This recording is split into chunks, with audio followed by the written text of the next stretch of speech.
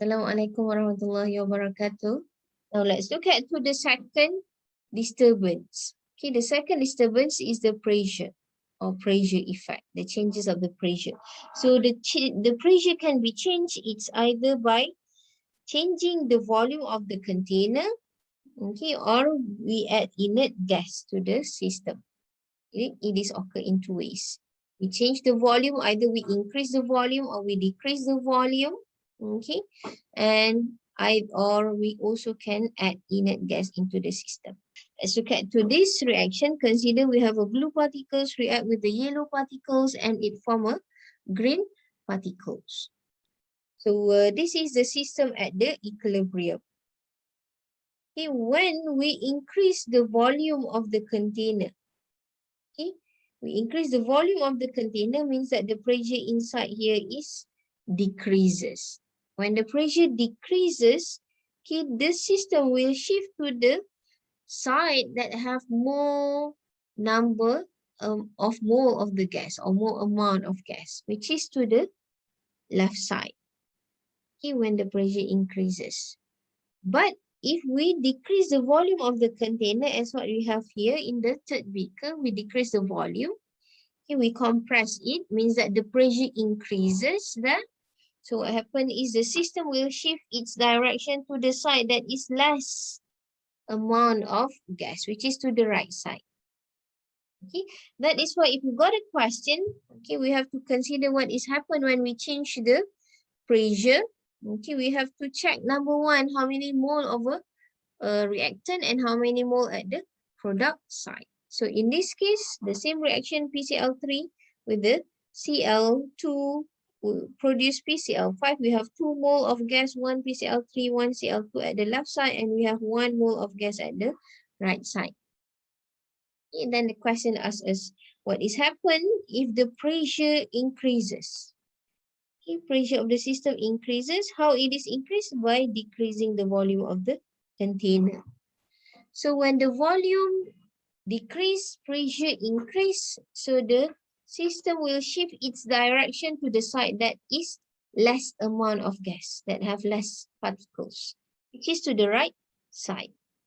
So the system shift to the right and it will produce, what happened? It will produce more PCl5 and then PCl3 and Cl2 being consumed. So that is if the pressure increases. If we increase the volume, so what happens is the pressure decrease. Volume increase, pressure will decrease. So the reaction will shift to the side that has extra or more amount of gas, which is to the left side.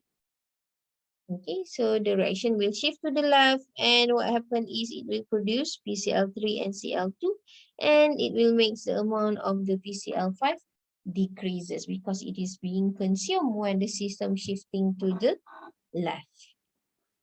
Okay, that is the first method to change the pressure of a system.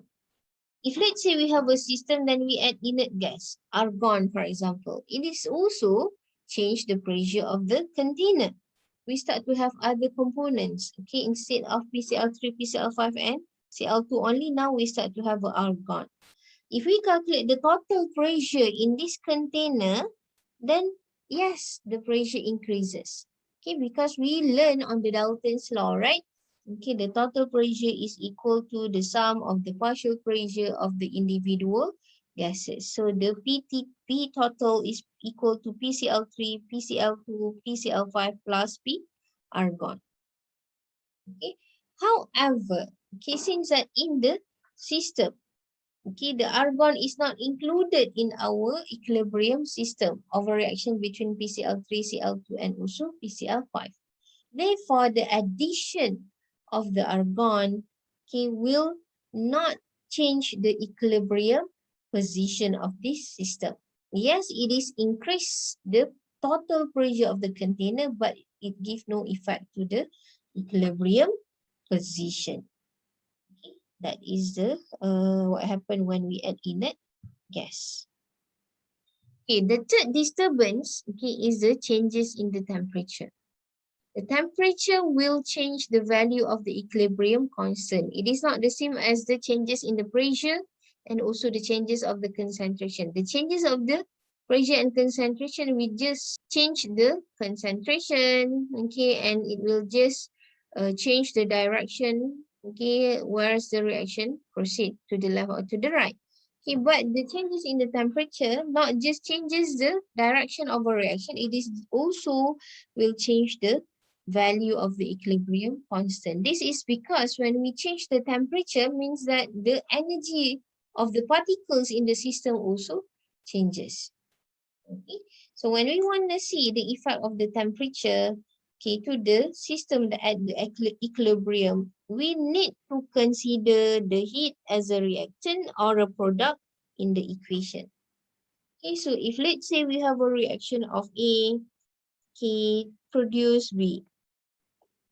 Okay, so if the reaction is the exothermic reaction, so heat will be a product. Okay, because in the exothermic reaction, heat is released. Okay, in the reaction, release means that it is the one that is produced. So heat is added at the product side. But if we have an endothermic reaction, means that without the heat, the reaction will not proceed. So that heat will be at the reactant side, react with your A, then it will produce B. Okay, so this is for the exothermic and this is for the endothermic reaction. Okay, let's consider this reaction. Okay, PCl3 react with the Cl2 turns to PCl5 and this is the delta H negative 111 kilojoule. Means that the forward reaction is exothermic reaction. When it is exothermic reaction, heat become a product. Okay, and then when the heat is applied, okay, heat is applied means that the temperature increases. What happened is heat is increased here. It is the same as when we want to predict the effect of the changes in the concentration. We increase temperature, heat increase means that here increase. The reaction will need to consume it. The one in excess will always be consumed by the system to attain equilibrium to offset the disturbance. So when the system consume heat, okay, means that okay, the reaction will shift to the left. So when it shifts to the left, the concentration of the PCl5 decrease, concentration Cl2 increase, concentration of the PCl3 increase. Okay, so we know that when we write the K expression, K is always equal to the pressure or the concentration of the product over concentration of the reactant.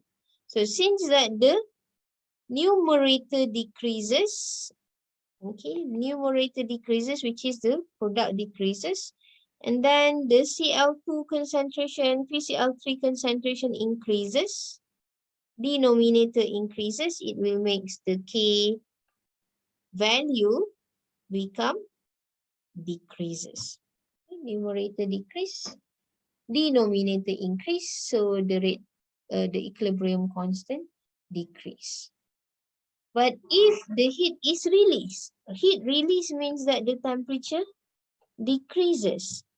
So when the temperature decreases, okay, so it means that heat decrease. When the heat decrease, the system need to react to produce it back.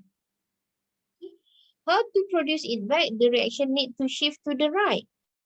Okay, when the reaction shift to the right, okay, what happened is the concentration of the PCl5 will increase.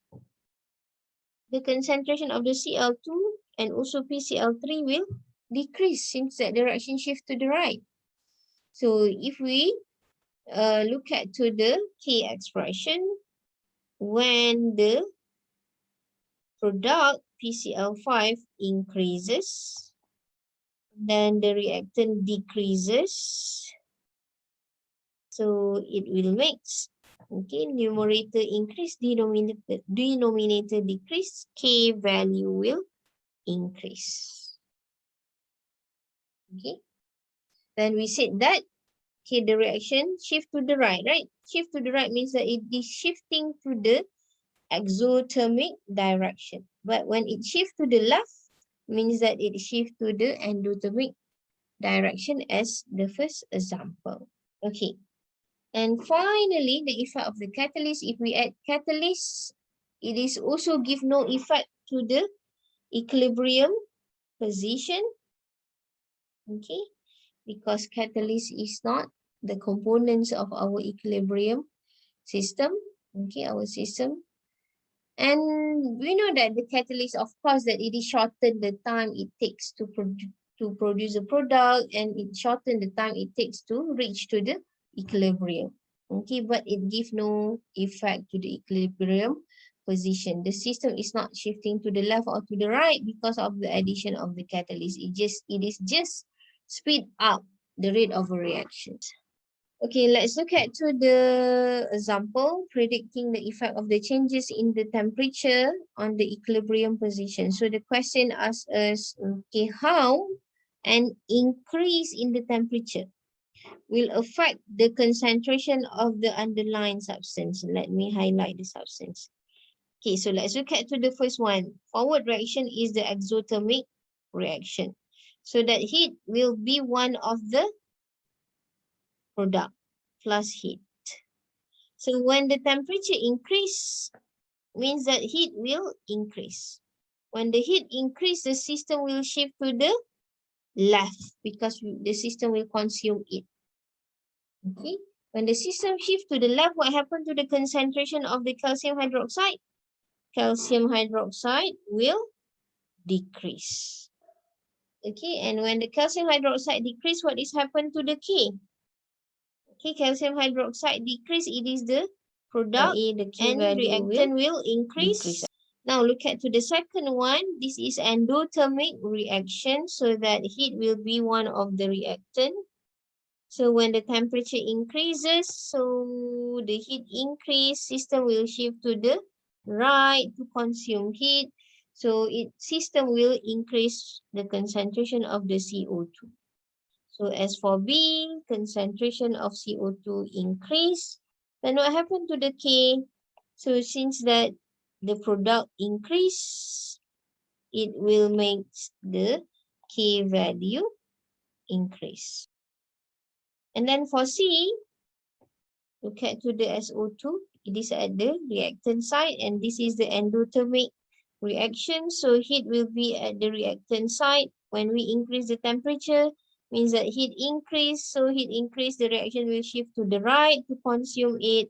So the concentration of the SO2 will decrease. Okay, SO2 concentration decrease, and product will increase as oxygen increase, SO2 decrease. So it will make the K value become higher than before or increase. Okay, so that's the effect of the temperature to the equilibrium position and also the equilibrium constant. Okay, so with this, for disturbance to the equilibrium position, we have completed the Chatelier principle, and at the same time, we have complete chapter chemical equilibrium, which is chapter 3. So see you everyone. Assalamualaikum.